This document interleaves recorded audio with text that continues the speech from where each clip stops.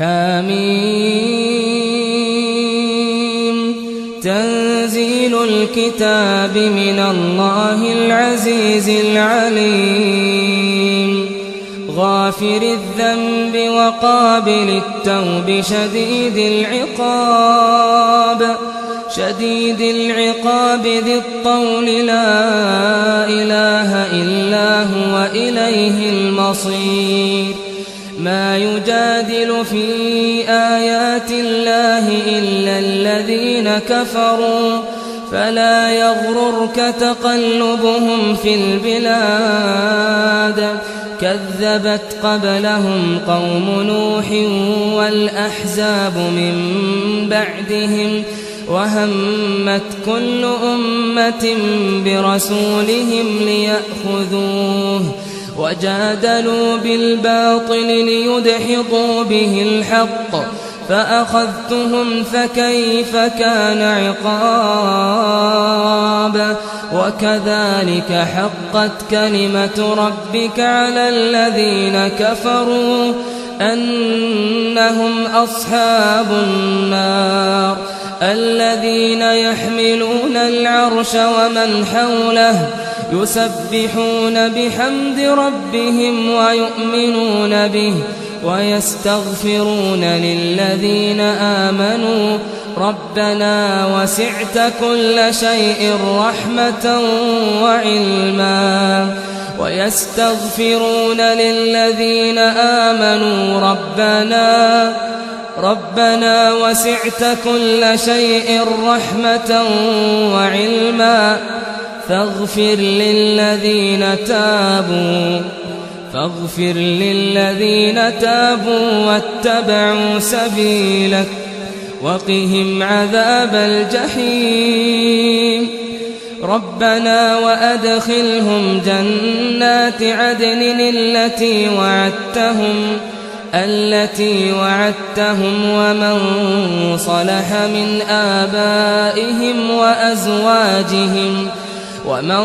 صلح من آبائهم وأزواجهم وذرياتهم إنك أنت العزيز الحكيم وقهم السيئات ومن تق السيئات يومئذ فقد رحمته وذلك هو الفوز العظيم إن الذين كفروا ينادون لمقت الله أكبر من مقتكم أنفسكم إذ تدعون إلى الإيمان فتكفرون قالوا ربنا أمتنا اثنتين وأحييتنا اثنتين فاعترفنا بذنوبنا فهل إلى خروج من سبيل ذلكم بأنه إذا دعي الله وحده كفرتم وإن يشرك به تؤمنوا فالحكم لله العلي الكبير هو الذي يريكم آياته وينزل لكم من السماء رزقا وما يتذكر إلا من ينيب فادعوا الله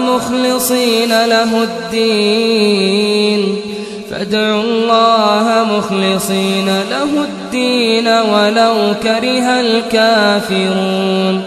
رفيع الدرجات ذو العرش يلقي الروح من أمره على من يشاء من عباده لينذر يوم التلاق يوم هم بارزون لا يخفى على الله منهم شيء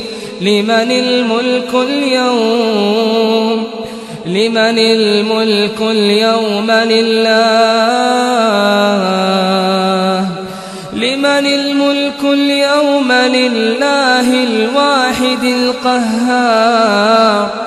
اليوم تجزى كل نفس بما كسبت لا ظلم اليوم إن الله سريع الحساب وأنذرهم يوم الآزفة إذ القلوب لدى الحناجر كاظمين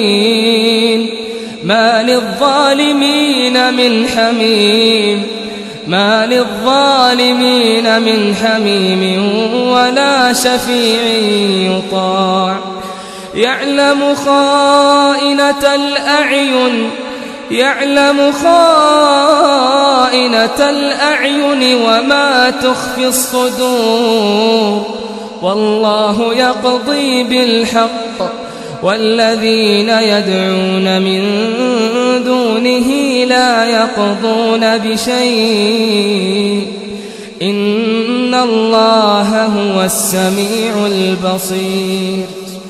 أولم يسيروا في الأرض فينظروا كيف كان عاقبة الذين كانوا من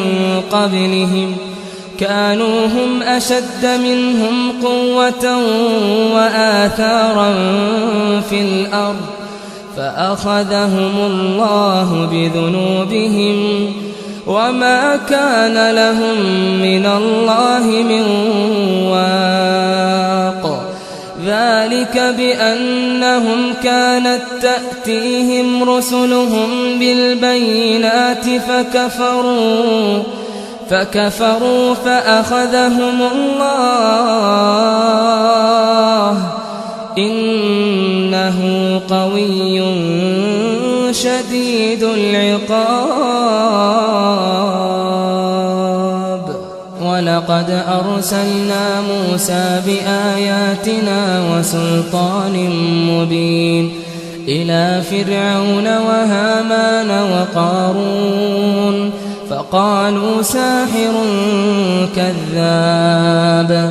فلما جاءهم بالحق من عندنا قالوا اقتلوا أبناء الذين آمنوا معه واستحيوا نساءهم وما كيد الكافرين إلا في ضلال وقال فرعون ذروني أقتل موسى وليدع ربه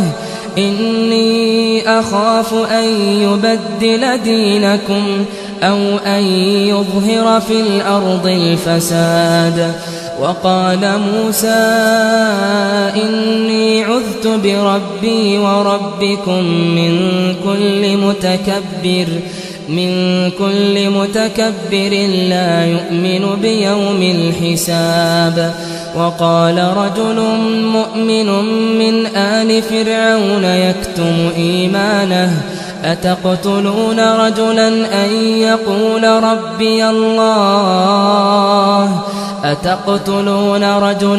أن يقول ربي الله وقد جاءكم بالبينات من ربكم وإن يك كاذبا فعليه كذبه وإن يك صادقا يصبكم بعض الذي يعدكم إن الله لا يهدي من هو مسرف كذاب يا قوم لكم الملك اليوم ظاهرين في الأرض فمن ينصرنا من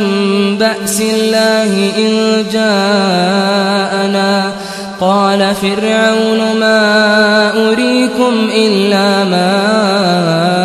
أرى وما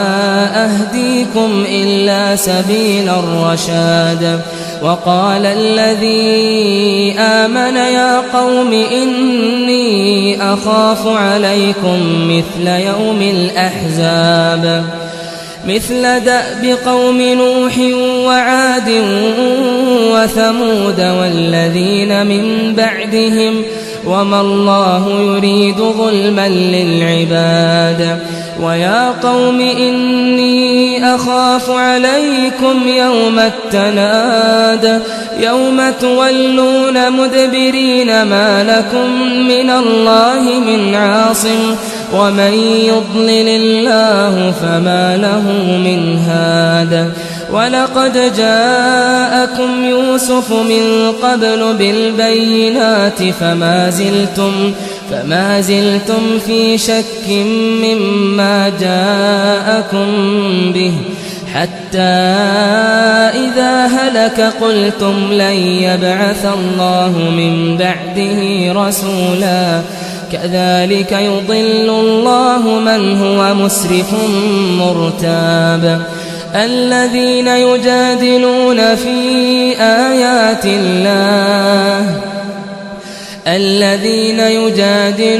في آيات الله بغير سلطان أتاهم كبر مقتا عند الله وعند الذين آمنوا كذلك يطبع الله على كل قلب متكبر جبار. وقال فرعون يا هامان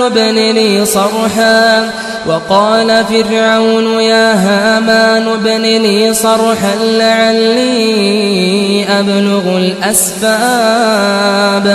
أسباب السماوات فأطلع إلى إله موسى وإني لأظنه كاذبا. وكذلك زين لفرعون سوء عمله وصد عن السبيل وما كيد فرعون إلا في تباب. وقال الذي آمن يا قوم اتبعون أهدكم سبيل الرشاد. يا قوم إنما هذه الحياة الدنيا متاع وإن الآخرة هي دار القرار. من عمل سيئة فلا يجزى إلا مثلها ومن عمل صالحا من ذكر أو أنثى وهو مؤمن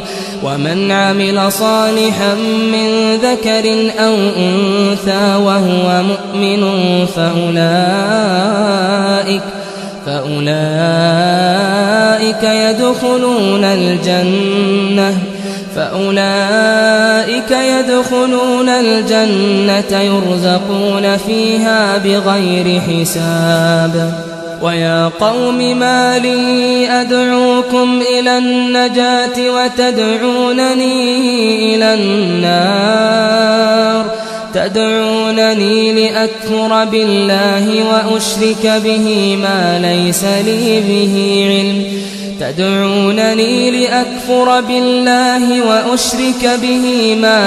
لي به علم وأنا أدعوكم إلى العزيز الغفار. لا جرم أن ما تدعونني إليه ليس له دعوة في الدنيا ولا في الآخرة وأن مردنا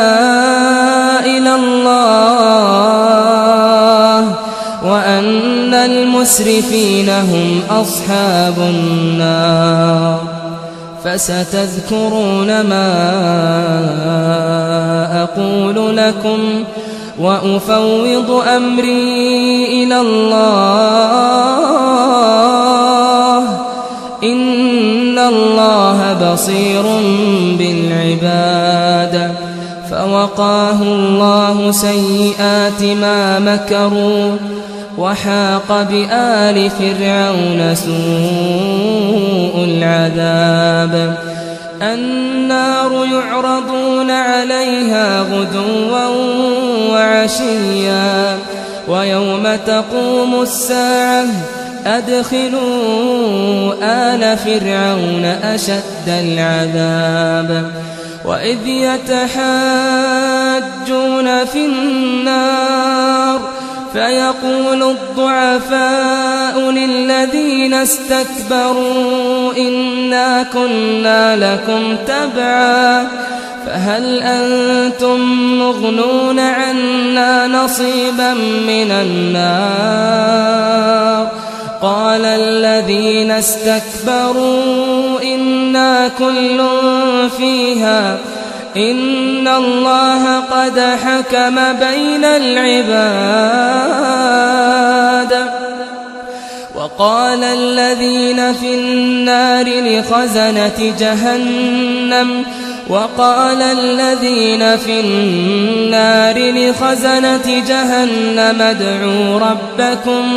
ادعوا ربكم يخفف عنا يوما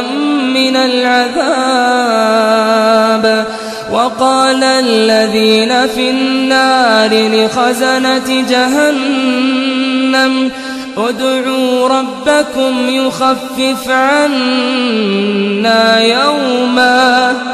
ادعوا ربكم يخفف عنا يوما من العذاب قالوا أولم تك تأتيكم رسلكم بالبينات قالوا بلى قالوا فادعوا وما دعاء الكافرين إلا في ضلال إنا لننصر رسلنا والذين آمنوا في الحياة الدنيا ويوم يقوم الأشهاد يوم لا ينفع الظالمين معذرتهم ولهم اللعنة ولهم سوء الدار يوم لا ينفع الظالمين معذرتهم ولهم اللعنة ولهم سوء الدار ولقد آتينا موسى الهدى وأورثنا بني إسرائيل الكتاب هدى وذكرى لأولي الألباب فاصبر إن وعد الله حق واستغفر لذنبك وسبح بحمد ربك بالعشي والإبكار إن الذين يجادلون في آيات الله بغير سلطان أتاهم إن في صدورهم إلا كبر ما هم ببالغيه فاستعذ بالله إنه هو السميع البصير لخلق السماوات والأرض أكبر من خلق الناس ولكن أكثر الناس لا يعلمون وما يستوي الأعمى والبصير والذين آمنوا وعملوا الصالحات ولا المسيء قليلا ما تتذكرون إن الساعة لآتية لا ريب فيها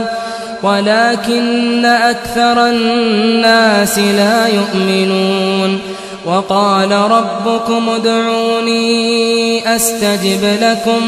إن الذين يستكبرون عن عبادتي سيدخلون جهنم داخرين الله الذي جعل لكم الليل لتسكنوا فيه والنهار مبصرا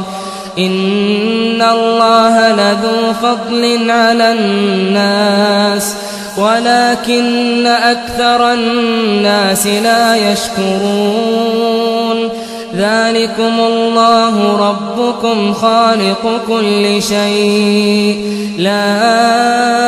إله إلا هو فأنى تؤفكون كذلك يؤفك الذين كانوا بآيات الله يجحدون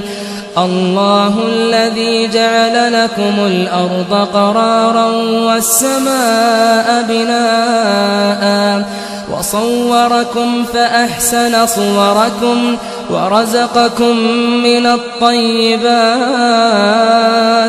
ذلكم الله ربكم فتبارك الله رب العالمين هو الحي لا إله إلا هو فادعوه مخلصين له الدين الحمد لله رب العالمين قل إني نهيت أن أعبد الذين تدعون من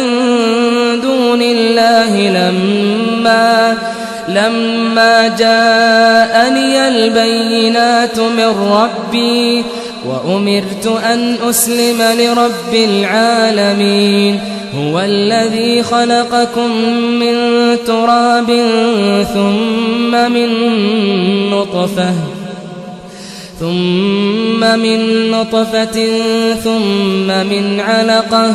ثم يخرجكم طفلا ثم لتبلغوا أشدكم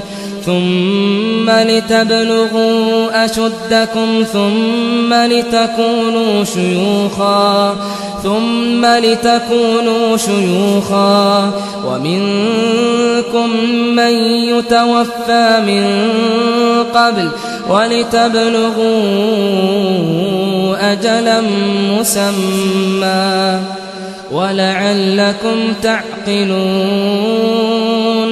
هو الذي يحيي ويميت فإذا قضى أمرا فإنما يقول له كن فيكون ألم تر إلى الذين يجادلون في آيات الله أنى يصرفون الذين كذبوا بالكتاب وبما أرسلنا به رسلنا فسوف يعلمون إذ الأغلال في أعناقهم والسلاسل يسحبون إذ الأغلال في أعناقهم والسلاسل يسحبون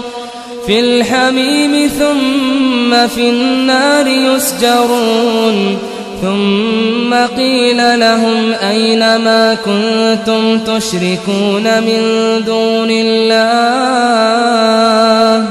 قالوا ضلوا عنا بل لم نكن ندعو من قبل شيئا كذلك يضل الله الكافرين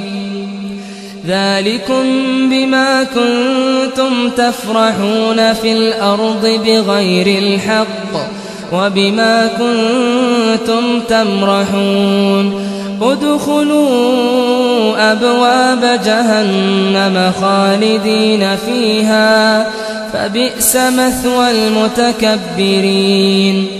فاصبر إن وعد الله حق فإما نرينك بعض الذي نعدهم أو نتوفينك فإلينا يرجعون ولقد أرسلنا رسلا من قبلك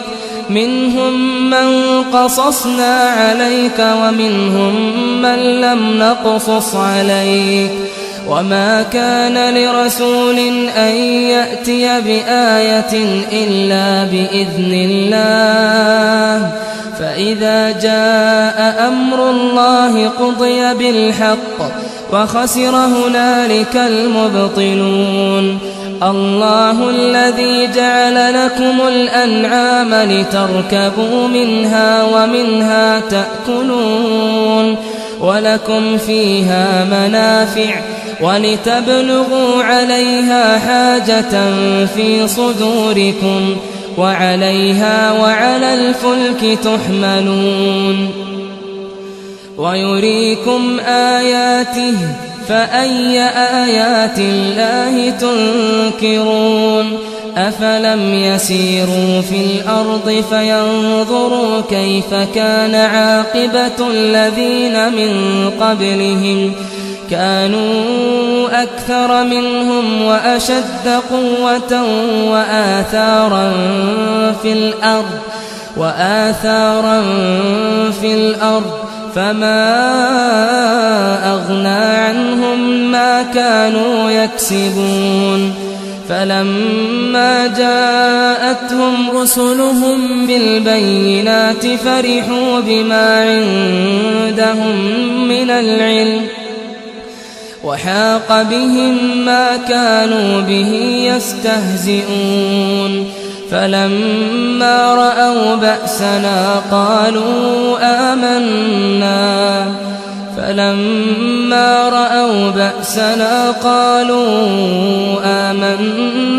بالله وحده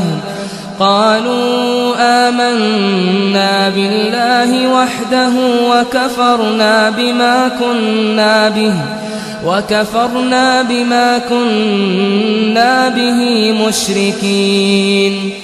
فلم يك ينفعهم إيمانهم لما رأوا بأسنا سنة الله التي قد خلت في عباده وخسر هنالك الكافرون.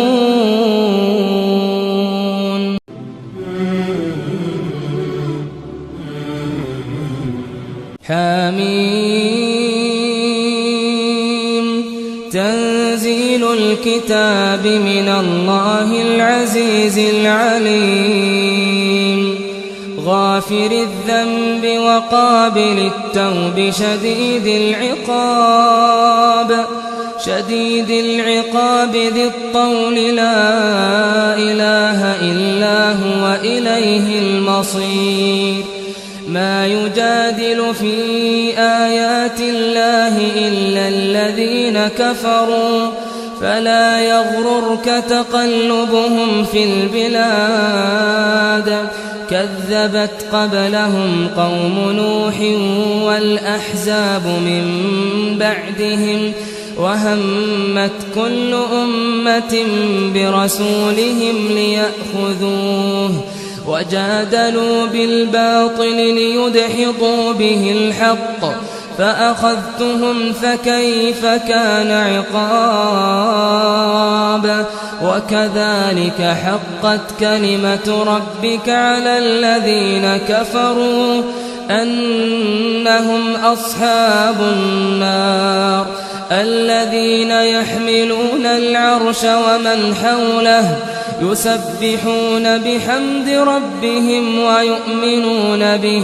ويستغفرون للذين آمنوا ربنا وسعت كل شيء رحمة وعلما ويستغفرون للذين آمنوا ربنا وسعت كل شيء رحمة وعلما فاغفر للذين تابوا واتبعوا سبيلك وقهم عذاب الجحيم ربنا وأدخلهم جنات عدن التي وعدتهم ومن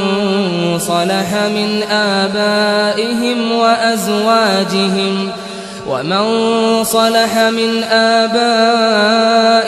وأزواجهم وذرياتهم إنك أنت العزيز الحكيم وقهم السيئات ومن تق السيئات يومئذ فقد رحمته وذلك هو الفوز العظيم إن الذين كفروا ينادون لمقت الله أكبر من مقتكم أنفسكم إذ تدعون إلى الإيمان فتكفرون قالوا ربنا أمتنا اثنتين وأحييتنا اثنتين فاعترفنا بذنوبنا فهل إلى خروج من سبيل ذلكم بأنه إذا دعي الله وحده كفرتم وإن يشرك به تؤمنوا فالحكم لله العلي الكبير هو الذي يريكم آياته وينزل لكم من السماء رزقا وما يتذكر إلا من ينيب فادعوا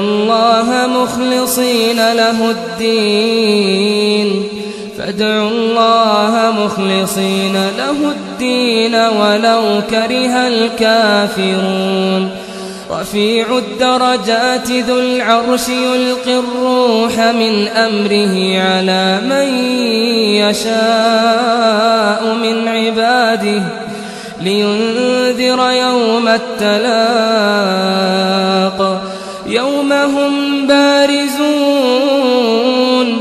يوم هم بارزون لا يخفى على الله منهم شيء لمن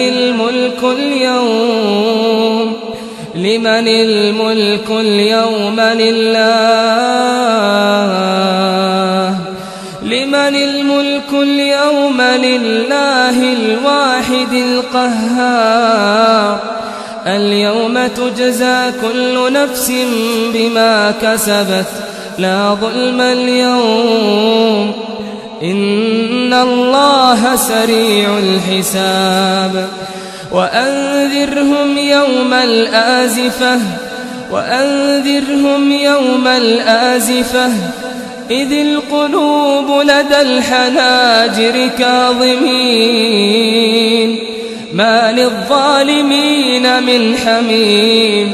ما للظالمين من حميم ولا شفيع يطاع يعلم خائنة الأعين وما تخفي الصدور والله يقضي بالحق والذين يدعون من دونه لا يقضون بشيء إن الله هو السميع البصير أولم يسيروا في الأرض فينظروا كيف كان عاقبة الذين كانوا من قبلهم كانوا هم أشد منهم قوة وآثارا في الأرض فأخذهم الله بذنوبهم وما كان لهم من الله من واق ذلك بأنهم كانت تأتيهم رسلهم بالبينات فكفروا فأخذهم الله إنه قوي شديد العقاب ولقد أرسلنا موسى بآياتنا وسلطان مبين إلى فرعون وهامان وقارون فقالوا ساحر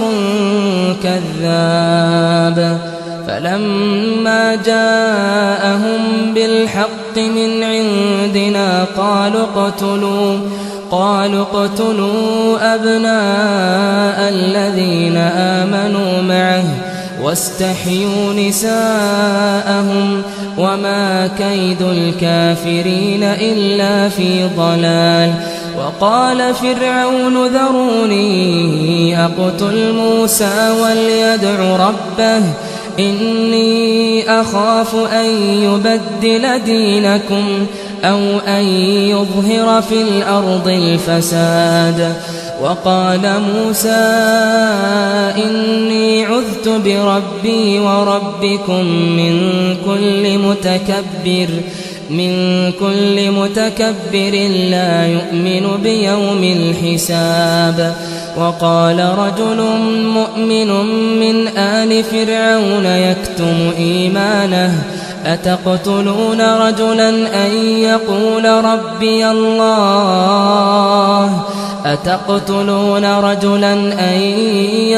ربي الله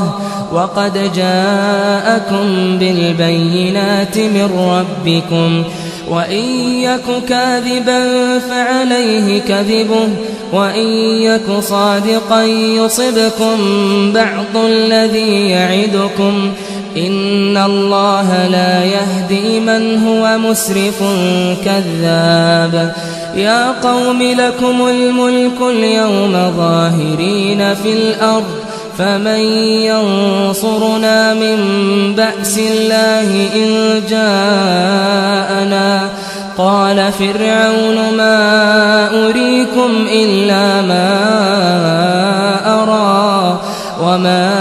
أهديكم إلا سبيل الرشاد. وقال الذي آمن يا قوم إني أخاف عليكم مثل يوم الأحزاب مثل دأب قوم نوح وعاد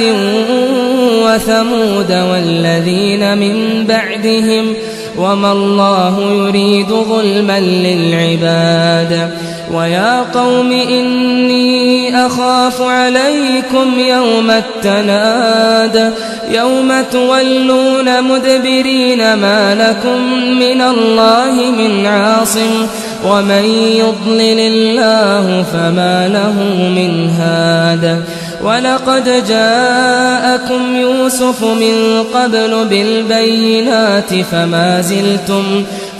زلتم في شك مما جاءكم به حتى إذا هلك قلتم لن يبعث الله من بعده رسولا كذلك يضل الله من هو مسرف مرتاب. الذين يجادلون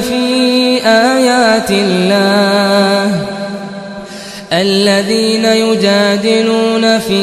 آيات الله بغير سلطان أتاهم كبر مقتا عند الله وعند الذين آمنوا كذلك يطبع الله على كل قلب متكبر جبار. وقال فرعون يا هامان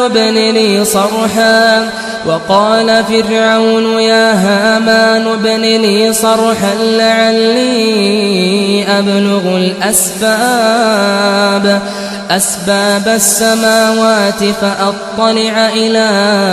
إله موسى وإني لأظنه كاذبا. وكذلك زين لفرعون سوء عمله وصد عن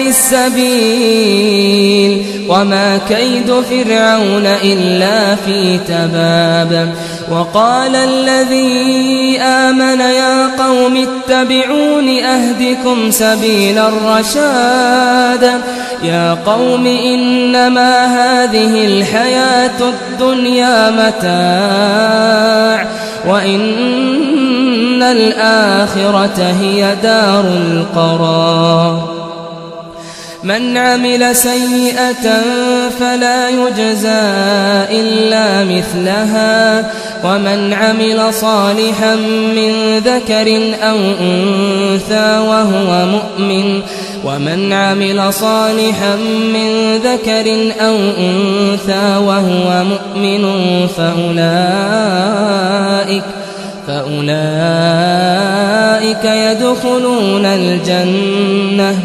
فأولئك يدخلون الجنة يرزقون فيها بغير حساب. ويا قوم ما لي أدعوكم إلى النجاة وتدعونني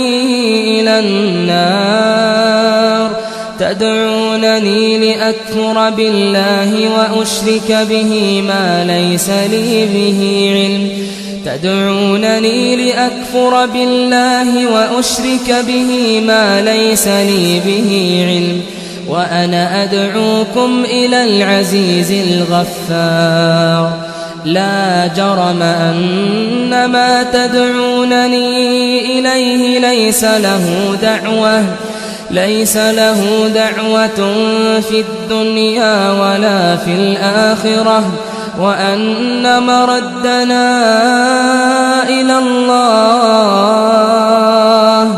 وأن المسرفين هم أصحاب النار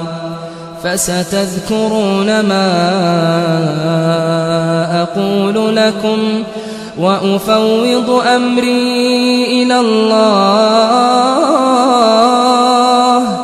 إن الله بصير بالعباد فوقاه الله سيئات ما مكروا وحاق بآل فرعون سوء العذاب النار يعرضون عليها غدوا وعشيا ويوم تقوم الساعة أدخلوا آل فرعون أشد العذاب وإذ يتحاجون في النار فيقول الضعفاء للذين استكبروا إنا كنا لكم تبعا فهل أنتم مغنون عنا نصيبا من النار قال الذين استكبروا إنا كل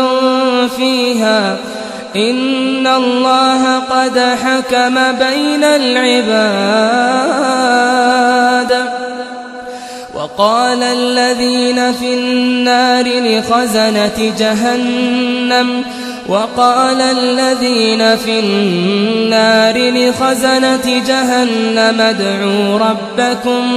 ادعوا ربكم يخفف عنا يوما من العذاب وقال الذين في النار لخزنة جهنم ادعوا ربكم يخفف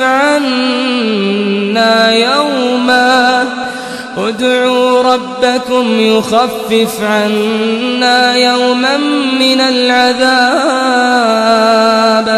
قالوا أولم تك تأتيكم رسلكم بالبينات قالوا بلى قالوا فادعوا وما دعاء الكافرين إلا في ضلال إنا لننصر رسلنا والذين آمنوا في الحياة الدنيا ويوم يقوم الأشهاد يوم لا ينفع الظالمين معذرتهم ولهم اللعنة ولهم سوء الدار يوم لا ينفع الظالمين معذرتهم ولهم اللعنة ولهم سوء الدار ولقد آتينا موسى الهدى وأورثنا بني إسرائيل الكتاب هدى وذكرى لأولي الألباب فاصبر إن وعد الله حق واستغفر لذنبك وسبح بحمد ربك بالعشي والإبكار إن الذين يجادلون في آيات الله بغير سلطان إن في صدورهم إلا كبر ما هم ببالغيه فاستعذ بالله إنه هو السميع البصير لخلق السماوات والأرض أكبر من خلق الناس ولكن أكثر الناس لا يعلمون وما يستوي الأعمى والبصير والذين آمنوا وعملوا الصالحات ولا المسيء قليلا ما تتذكرون إن الساعة لآتية لا ريب فيها ولكن أكثر الناس لا يؤمنون وقال ربكم ادعوني أستجب لكم إن الذين يستكبرون عن عبادتي سيدخلون جهنم داخرين الله الذي جعل لكم الليل لتسكنوا فيه والنهار مبصرا إن الله لذو فضل على الناس ولكن أكثر الناس لا يشكرون ذلكم الله ربكم خالق كل شيء لا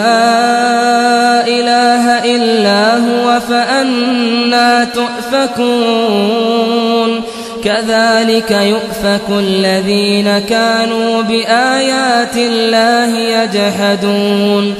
الله الذي جعل لكم الأرض قرارا والسماء بناء وصوركم فأحسن صوركم ورزقكم من الطيبات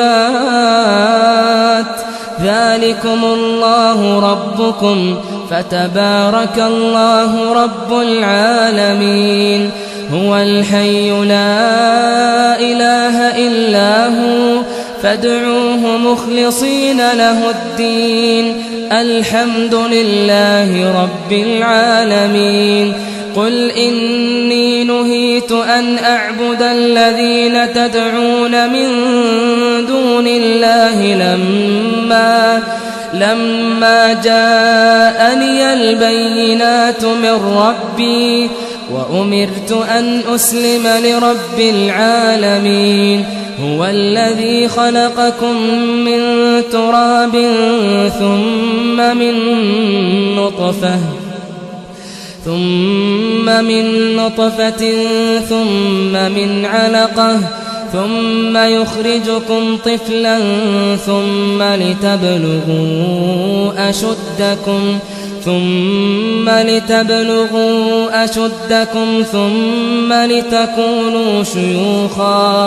ثم لتكونوا شيوخا ومنكم من يتوفى من قبل ولتبلغوا أجلا مسمى ولعلكم تعقلون هو الذي يحيي ويميت فإذا قضى أمرا فإنما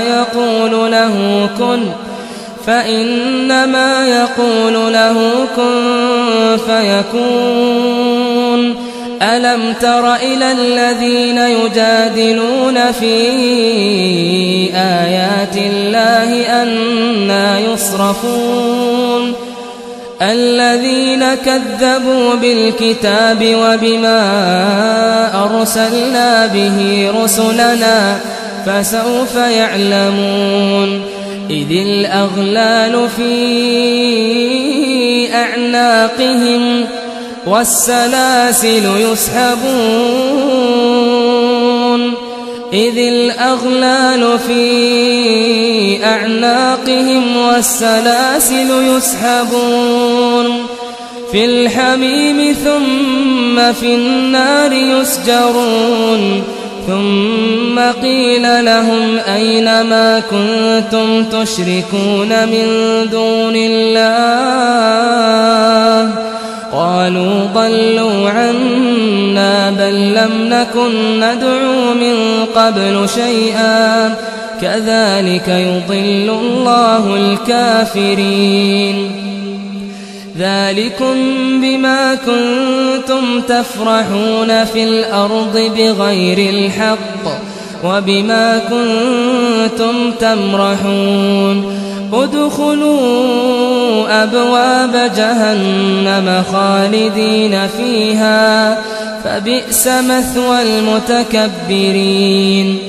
فاصبر إن وعد الله حق فإما نرينك بعض الذي نعدهم أو نتوفينك فإلينا يرجعون ولقد أرسلنا رسلا من قبلك منهم من قصصنا عليك ومنهم من لم نقصص عليك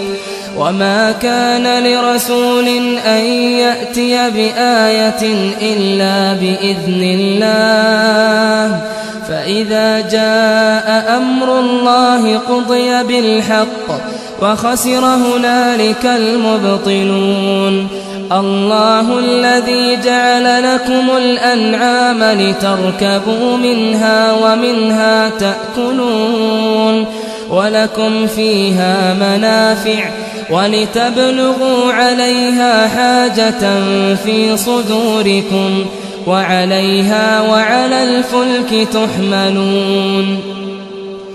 ويريكم آياته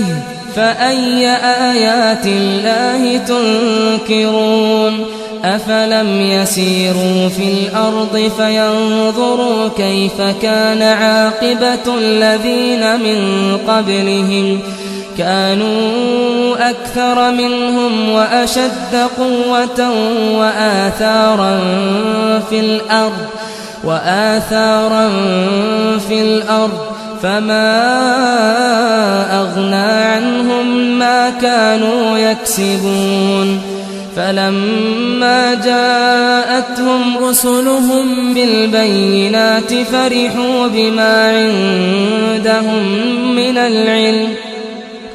وحاق بهم ما كانوا به يستهزئون فلما رأوا بأسنا قالوا آمنا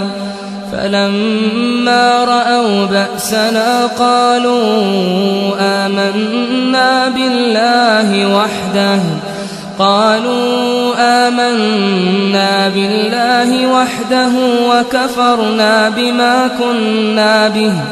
وكفرنا بما كنا به مشركين فلم يك ينفعهم إيمانهم لما رأوا بأسنا سنة الله التي قد خلت في عباده وخسر هنالك الكافرون. أعوذ بالله من الشيطان الرجيم. الله لا إله إلا هو الحي القيوم لا تأخذه سنة ولا نوم له ما في السماوات وما في الأرض من ذا الذي يشفع عنده إلا بإذنه يعلم ما بين أيديهم وما خلفهم ولا يحيطون بشيء من علمه إلا بما شاء وسع كرسيه السماوات والأرض ولا يؤوده حفظهما وهو العلي العظيم.